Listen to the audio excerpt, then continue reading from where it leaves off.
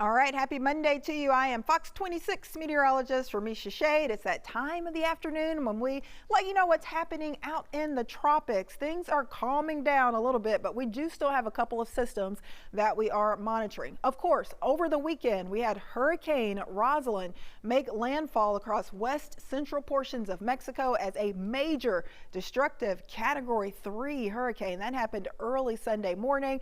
Of course, that brought the threat for several inches of rain, flooding, landslides, damaging wind gusts, and also that potential for that dangerous storm surge. So that system quickly weakened as it moved over some kind of rugged mountainous terrain, but we are still dealing with the remnants of that, and that could actually spell higher rain chances for us here locally in southeast Texas. But with Roslyn kind of fading away and out of the picture, I do want to mention that we do have two new systems that we are monitoring. Now, these systems are in the Atlantic basin, of course. Hurricane Roslyn was in the eastern Pacific, but we're now monitoring System 1 here, where you see the red shading, and System 2 where you see the yellow shading. Now, these are very weak. They're disorganized, and in fact, at this point, they are not even considered tropical cyclones, but they are areas that we are watching. They are tropical disturbances, and we're going to wait to see if they get more of a well-defined center of circulation before we would call them a tropical cyclone. But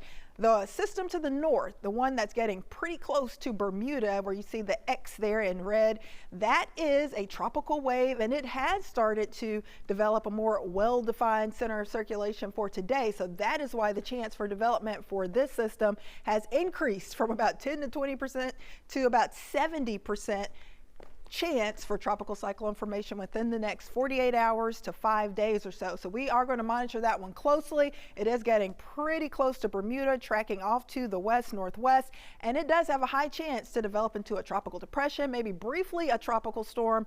But here's the deal. It's not going to have a really large window of time to develop, because as it continues to push off to the west and northwest, it's going to run into some colder air and colder waters, and that means that it's not going to be able to hang on or maintain any tropical characteristics for very long. So we could briefly get a tropical depression or tropical storm, but it likely will not reach the U.S. and it likely will not maintain those tropical characteristics for a long period of time. Here's system number 2 that we're monitoring. This one is in the southwest Atlantic, just to the north of Puerto Rico and some of the other Caribbean islands. It's very disorganized at this point. It does not have a center of circulation just yet, but the models are indicating that this system could get a little bit better organized, and conditions appear at least favorable enough to maybe have a brief weak tropical system here. So we are going to give this one about a 0% shot for tropical cyclone formation over the next 48 hours. However, over the next 5 days, this system could potentially develop,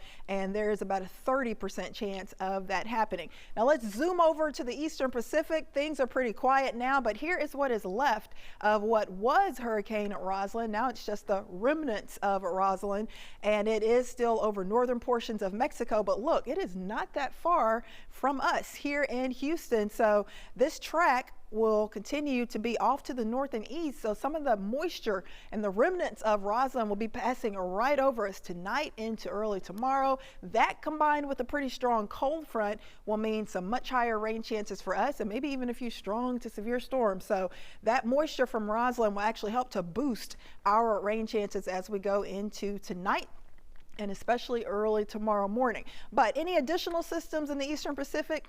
Well, we're not really seeing that right now. Things are pretty quiet. Fortunately, Roslyn quickly fading away. We've just gotten the moisture left from it, but at least we're not talking about any new systems.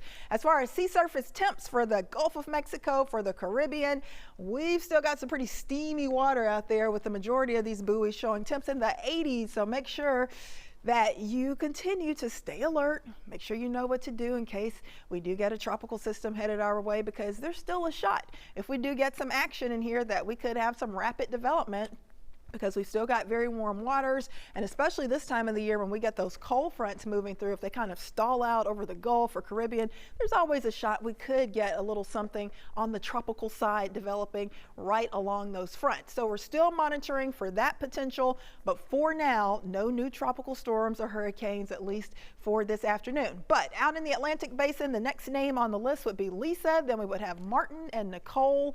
and then Owen, Paula, and Richard. But we're hoping we don't have to get that far, but those would be the next names that would be used for any Atlantic storms that would gain a name. Out in the Pacific, next name after Roslyn would be Seymour, Tina, then Virgil, then Winifred. So like I said, we're hoping we don't have to use those names.